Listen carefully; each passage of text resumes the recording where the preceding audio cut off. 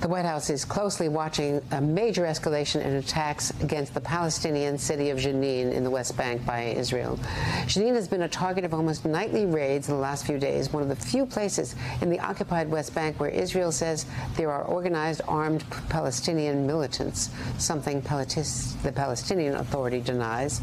Israel's military invaded around 1 a.m. with about 2,000 soldiers, armored vehicles, and drone strikes from the air.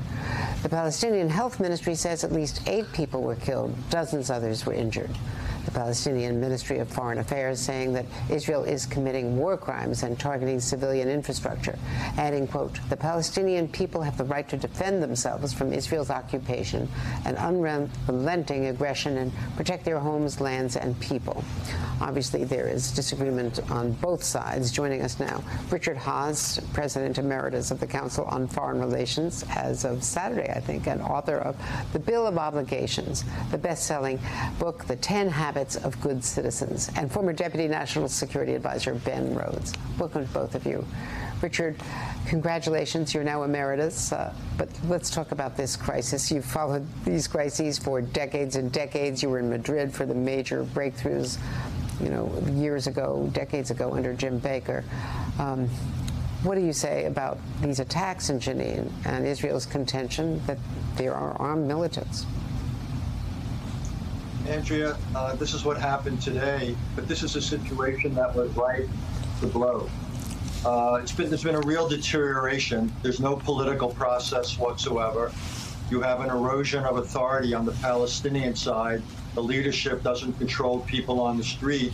And this is not civilian resistance, if you will. This is armed groups on the Palestinian side who are essentially militias. In some cases tied more to Hamas and to Iran. And while the Israeli military is undertaking this operation, you also have military interaction between Israelis and Palestinians through settler movements. So what we're seeing is a deterioration of the security situation across the board.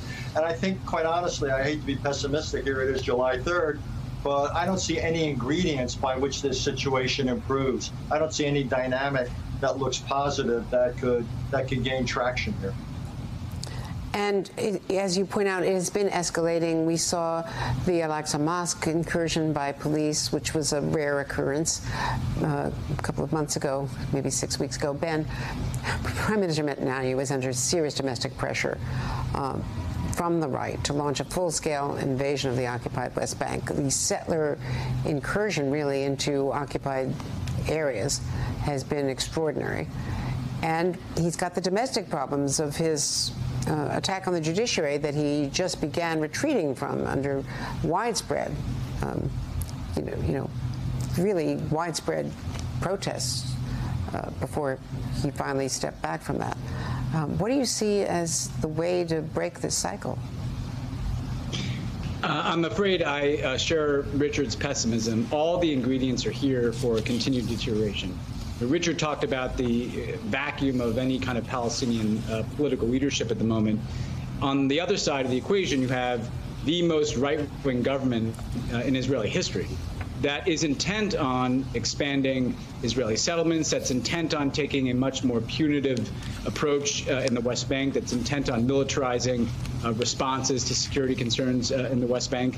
And Prime Minister Netanyahu has constantly looked over his right shoulder, his far right shoulder, if you will, as he's tried to chart his own way through political turmoil at home, whether that's his own judicial issues, his attack on the judiciary, whether that's his own legal challenges in Israel as well. So you have a dynamic here where the Israeli government feels incentivized to pursue a more aggressive approach in the West Bank. The Palestinian leadership does not have political leadership that is offering its people any kind of hope. And the United States has no policy of having a process of bringing the parties together. And that means that any incident at any moment can flare up into an escalation.